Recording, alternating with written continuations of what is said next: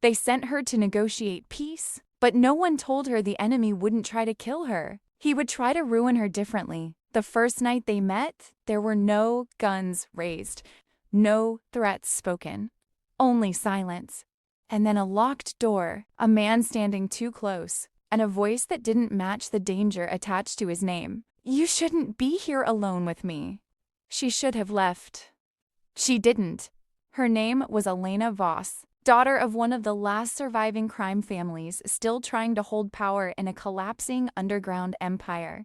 Her mission was simple: negotiate peace with the Drakos syndicate, or watch her entire bloodline get erased. The Drakos' name was not spoken loudly. It was feared in silence. It meant disappearances without bodies, executions without warning. And at the center of it all was Lucian Drakos, the heir, the strategist, the man who never missed.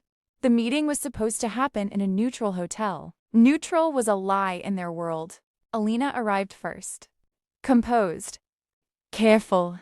Hiding the tension beneath her calm expression, 2 guards stood behind her. She told herself she was ready for anything. Then the door opened again, and everything shifted. Lucian didn't walk into the room like someone arriving. He walked in like someone who already belonged there. Dark suit, controlled expression.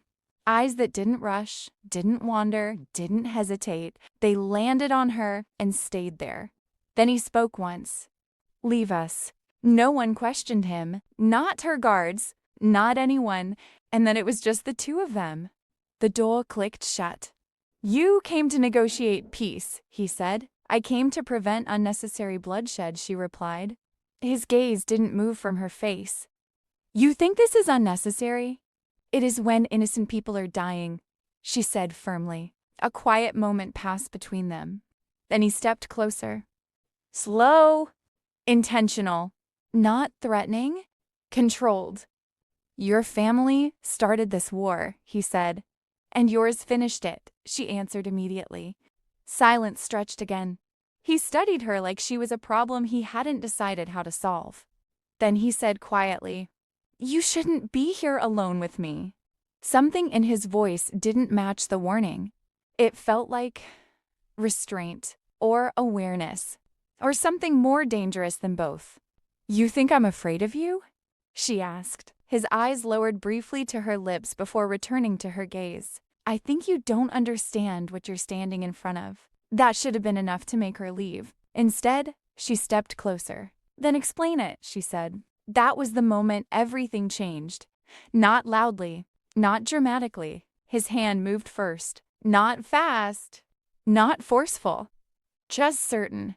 He stopped her when she reached for the table between them. Their proximity collapsed what little distance remained. Neither of them moved away. "You're playing with fire," he said. "And you're standing too close to it," she replied. That was all it took. He pulled her in, and the first kiss happened like something neither of them had planned to survive. It wasn't gentle. It wasn't rough. It was inevitable. When it ended, neither of them spoke, because anything spoken after that would have been a lie. "This changes nothing," she said, though her voice betrayed her. "It changes everything," he replied. She shook her head slightly. "This is a mistake." He stepped back, giving her space, but not distance from his gaze. "Then leave," he said. She didn't move. Seconds passed. Then she turned toward the door. Her hand rested on the handle. She hesitated. And then she turned back and kissed him again. This time it wasn't confusion. It wasn't accident.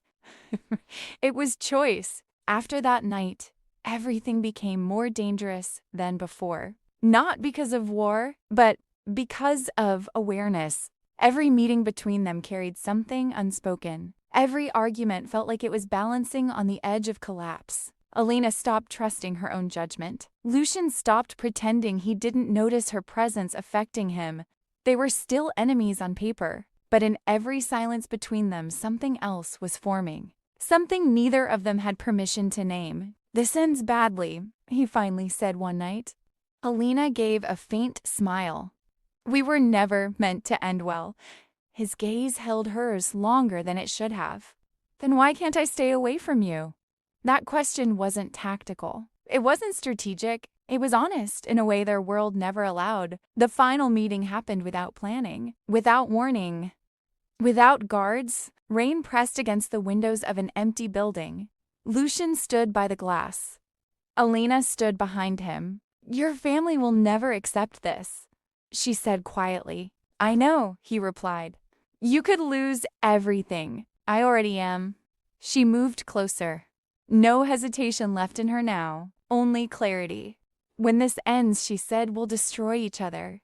He turned to face her. There was no denial in his expression, only acceptance. "I know." A moment passed between them. Then he kissed her again. Not like enemies, not like surrender, like something worse, like choice. And in a world built on loyalty, violence, and survival, the most dangerous thing wasn't war. It was silence. Between two people who should have never learned each other's names, but did anyway. They said silence was dangerous, but no one told Elena Voss that silence could follow her home. 3 days after the last meeting, the Drakos syndicate made its first move. Not with war, not with bullets, with disappearance. Her father's closest advisor was gone before sunrise. No body, no message, just an empty chair at the negotiation table, and a single phrase left behind in an envelope: "Peace is not given to traitors." Elena didn't need to ask who sent it. She already knew. Lucian Drakos. But something didn't add up. If Lucian wanted war, he would have declared it openly. He never hid destruction. He controlled it. So this message felt different, unbalanced, personal, and Elena hated that her first thought wasn't fear. It was doubt. About him. She returned to the Drakos territory the same night, uninvited, unannounced, and fully aware she might not leave alive. The guards at the outer gate didn't stop her. They stepped aside like they were expecting her, like she had already been permitted. That alone unsettled her more than any weapon ever could. Inside the estate, nothing felt like a fortress. It felt like restraint, like a place holding its breath. And then she saw him, Lucian, standing in the center hall, waiting, as if he already knew she would come. "You shouldn't be here," he said. Elena didn't hesitate. "Your people took one of mine." His expression didn't change. "That wasn't my order." A pause.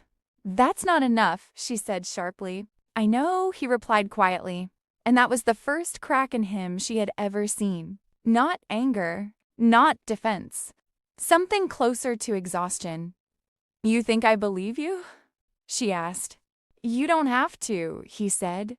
"But you should listen." For the first time, he didn't step closer. He didn't try to control the space between them. Instead, he turned and walked down the corridor. And after a moment, she followed. Not because she trusted him, but because she couldn't ignore the truth in his voice. The room he led her to was locked from the outside.